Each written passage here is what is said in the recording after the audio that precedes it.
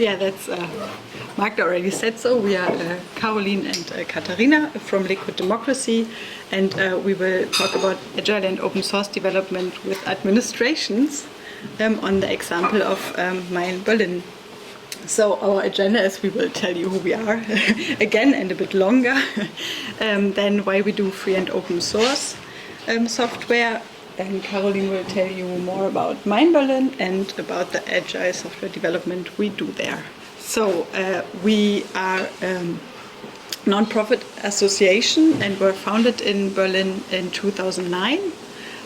We are 20 employees from different backgrounds, like we have developers, a designer, but also social scientists and political scientists. We have a vision that is a democratic culture in which active participation is a given for everyone. And we try to achieve that by trying to make participation better for the initiators as well as the people taking part in the participations. And the way we try to do that is that we concept and develop digital tools and publish these under open source license. The digital participations that we recreate in these processes are developed with partners from civil society, politics and administrations. We also do joint research projects, like currently on an artificial intelligence that helps with, how is it called, the moderation, but not like like positive moderation, so not like looking only at toxic comments, but also at the good ones. And we also spread our knowledge by organizing events, campaigns, and workshops on digital democracy. These are 3 examples of projects we did from politics, civil society, and administration.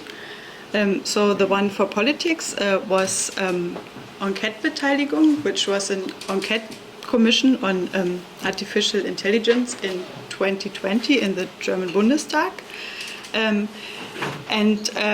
There was a debate on the platform, and what was talked about, like on the topic of artificial intelligence, and the commission then used what came out in their work. Civic Europe was an idea challenge platform where the winning ideas were funded and mentored, and it was run by the Mercator Foundation and Mit-Ost e.V. And yeah, Mein Berlin is the digital participation platform of Berlin, and we do it since 2015, and Carolin will tell you more about that later. We also have our very own participation platform called Autocracy Plus. It offers the possibility of online participation without prior technical knowledge, and is free to be used by anyone who wants to, or free of charge to be used. It's also open source, and it's flexible and modular in the sense that the initiators can use from different participation modules. For example, the idea challenge is to get ideas and then prioritize them. So the Civic Europe used a variant of that. Or the debate module is to discuss given topics, and so that was used in the Enquete Commission, and Autocracy Plus as well as Mein Berlin. The initiators can choose from all of these modules. Yeah, we are free and open source, so everything we do is, because we also believe that is strengthening democratic structures. So the transparency that everyone can read the code creates trust in the software, because you can really read what we do. Then everyone could take part in actually coding and finding issues. So it also enhances the quality of the software. And then the clients and everyone else are actually independent from us, because it's not our software. Everyone is free to use it as long as they also make it open. Yeah, that's also why we also signed the we as Liquid signed the Public Money, Public Code initiative. And the license we use is AGPL3, so that means that, like, for you, that everyone can use it and change it as you want. But you have to, as long as you make it available. And for us, it means that we can never ever make it proprietary. And now it's more on Mindberlin. Yes, I will tell you a bit more, give you some background information on Mindberlin as the participation platform that is based on our software. We didn't mention the name, right? Autocracy. So Autocracy is the name of our software. Autocracy Plus is the platform that we offer ourselves, but Mindberlin is also based on our software Autocracy. So I will give you some background information on Mindberlin and then tell you a little bit mainly about mainly about the Agile working with the administration. And I saw before that you had this thing, and I like this, and I will use it, and it doesn't work. So just have to point here. So, what is Mindberlin? As you got from before, what we do is participation software. So it's a central participation platform of the city of Berlin. It was launched in 2015, and the main goal was to facilitate participation. So on the one hand, for the users, because they have one platform where they can go to if they want to participate in any projects of the administration. So that is saying that when the administration says, users or dear citizens, we would like to have your opinion, this is when you can go to Mindberlin. And on the other hand, we facilitate digital participation for the administration, because they don't have to set up a new platform every time or have new contracts with new service providers. So they just have their own platform and software that all of administration can use. It's financed and managed by the Senate Chancellery, that's the Senatskanzlei in German. So that's the Senate Department of the governing mayor sitting at the Rotes Rathaus. So it's centrally a central offer for all the districts. As we just heard before from CityLab, that's not always so easy, the cooperation between the central government and the districts. And we have 123 organizations that use the software as those part of the administration that really do participation projects. So with organizations, I mean all the Senate departments, all the districts, but also organizations that are 100% funded by or very closely connected to the city of Berlin. For example, CityLab. There you are. You were sitting here before. So, for example, CityLab are also one of the organizations on Mindberlin, but also like municipal housing companies or neighborhood management projects like quartiers management, so they can all use the platform. And then we also have 77 by now external offices, like service providers that work for or on behalf of the administration, but are not part of the administration. So they kind of get like a secret access, so you don't see that they do it. So it looks like the administration is offering a project, but in fact it's that. And then we have more than 30,000 registered users by now. And with registered users, I mean, these are more the active users, because if you want to participate, if you want to hand in an idea or a comment or a rating or participate in a poll, then you have to register. So we have more people that just click on the page and view, but these are the people who really like contribute or have contributed. Just to give you a visual impression, this is a project overview. So we have a map and a list, and you see this is actually from today. I kind of wanted to have a nicer picture, because I know the first two didn't put in a picture and the other ones have the kids got something. But sometimes it looks more lively. But we have this project overview where you see all the projects that are going on in Berlin, and you can filter for your district and the topic that you're interested in, and then see all, and then, for example, see the Kiezkasse.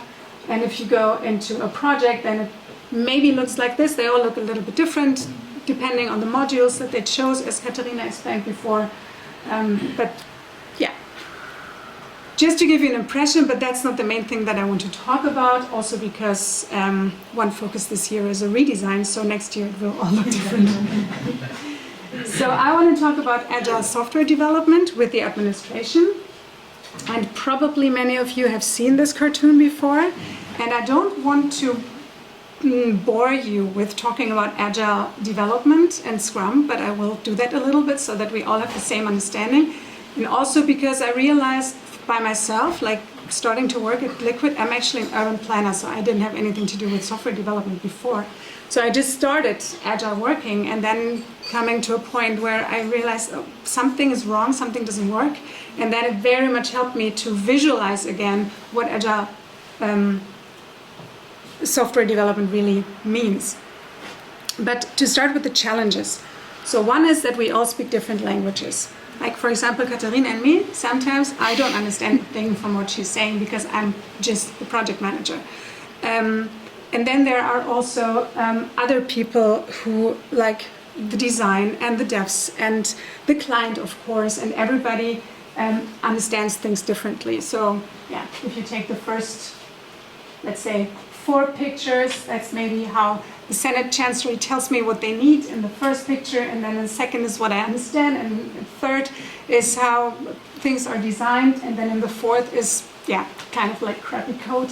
And yeah, you know that it doesn't work. But of course it's not the problem of the developers, it's just what they got before. And then in the end, what the client really needs is this. It's just something completely different. So we all speak a different language, and we have to cope with that.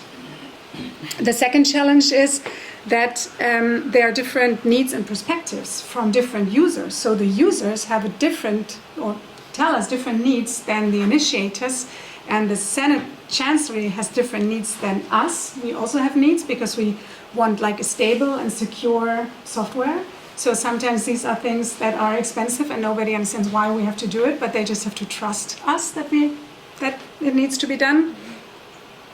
The third challenge is that we have, in the case of my Berlin, is standardization. So we have like a one-fits-all solution for all of the administration, but of course sometimes they have like individual ideas or things that they need. So we do have to do some individualization, but sometimes we just have to go for standard wording, for example. So this is also a challenge that we have in our concepts. And then we have a dynamic landscape, I called it that, politics, pretty much. So sometimes you have like projects that are, have of high political relevance, and sometimes you have changing governments, and sometimes during the process of development and coding, people say, oh no, we don't do it actually, or we need to do it differently. So we have to be very flexible. And this is the pyramid that I was talking about that probably many of you have seen, but maybe not, and for everybody else it's a reminder. So in the classic project management, the scope is set. So this is what you have to do, and then you have the effort and the time, and they are flexible. But there's where the tension comes, because now you imagine, I like to compare this to like construction work. Like, imagine you tear down a wall and then you realize, oh, there's asbestos in it. Or you dig in the ground and you find some ancient bones, and you don't know that before sometimes. And that's also because a platform like Berlin is very complex by now, and also the developers that develop the platform now, 8 years after its launch, are not the same developers as the ones that have started before. So sometimes we just don't know how complex things will be. We just, that's what I hate when you tell me, I don't know, we just have to start. And say, how can I plan that? So that's where the tension is. Maybe one back. So one thing that I can do as project manager, either I can be very inefficient and very much like let them dig into the code and concepting phase, but then in the end I don't know really if we ever do it, given the dynamic landscape that we work in.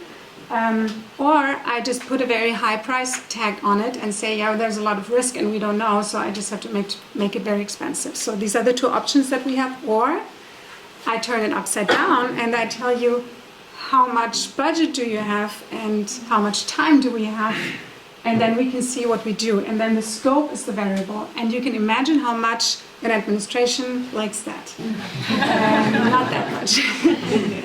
And that's where the miracle, a very important word of prioritization comes. So you really have to prioritize everything that you do.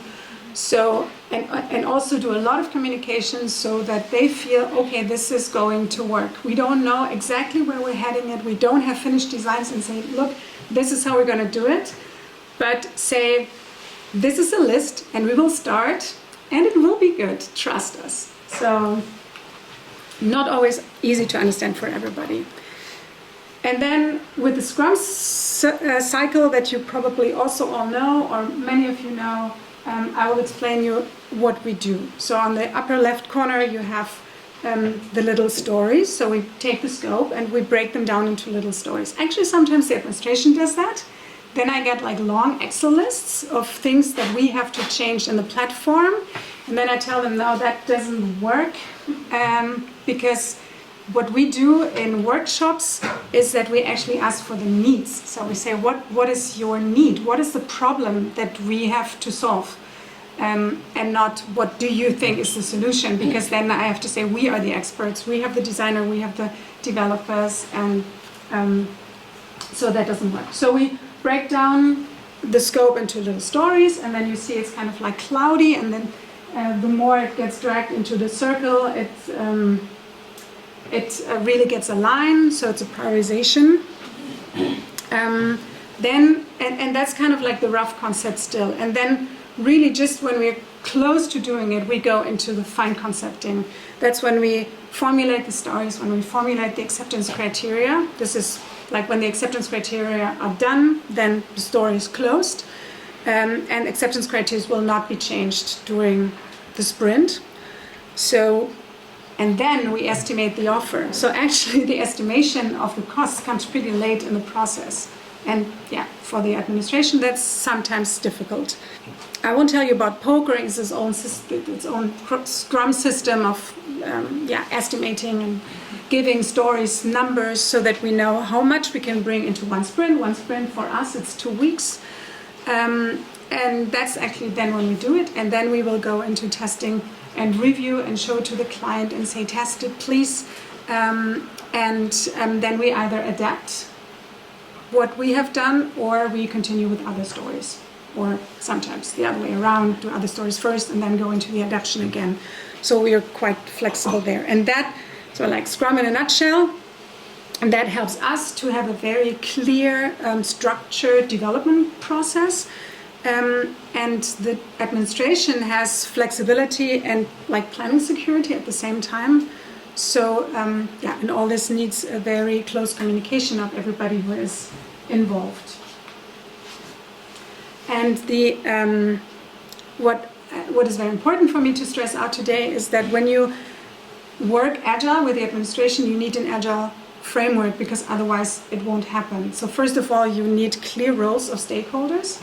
For us, for example, that this is so the Senate Chancellery is the product owner, and that's very important for us to have one person. I was telling, yeah, you're nodding. I was talking with you before, and if you have like a board or a lot of people who are talking about software development, but in fact they are urban planners or something, that gets messy. So you really need one person who says, this is how we're going to do it.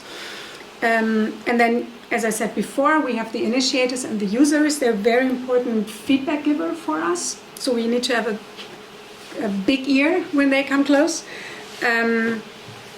Then one role is me as like a project manager. So I consider myself as like a translator or intermediate between like all the stakeholders and in the end our Scrum team. So our developers and designer that in the end implement.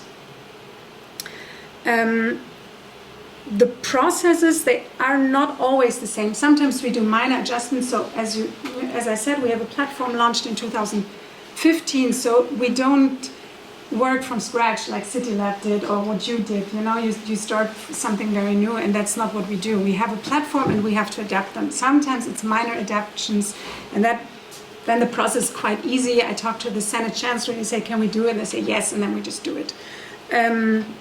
Sometimes it gets more complex. But what we always do is that I sit down with Senate Chancellor once a year, and we do like a vision or a focus meeting where we say, okay, this is what is important this year. This is what we will focus on. A lot of times this is not what we end up doing in the end, but at least it's good to have a plan. We have regular jour fixes around every 6 weeks where I talk with the Senate, with this one person at the Senate Chancellery. So we two sit together and talk about everything that is important. That's very nice. We also have a wish list. I think that's good. Like all the things that we cannot do right away, we always say, okay, we will put it on the wish list. So we signal, we heard you, we know, it's there, but we can't do it right now because it doesn't have a high priority. But sometimes when people say it again and again, of course it gets a higher priority on our wish list. And then when there are bigger things or when other stakeholders, like other administrations are involved, we also have that. And the Senate Department of Housing comes in and they want something. Then we have like concept and prioritization meetings. So we have these workshops where we really say, okay, what's most important? I just had one yesterday. Again, got a list. Again, said what is the need. The results were sometimes very different. So they tell me something that I have to do, and then when I ask for the needs, it's just really, they just really need something different than what they think they need. Then Scrum and testing, so internal testing, user testing. So all these things are very important to have set up in the Agile, as an Agile framework. And last but not least, to have an Agile contract. And we are very lucky to have that. So we have a fixed budget for the duration of our contract, and it doesn't say what we have to do with it. And that's really great, because then we can just talk with the Senate Chancellery and decide spontaneously what is most important and what we do. And that is very important. And to sum it up, is that focused and yet flexible development needs iterations and prioritizations. And Agile development needs an Agile framework and the according mindset of all partners. And bringing together different expertise enhances the software solution. Thank you very much.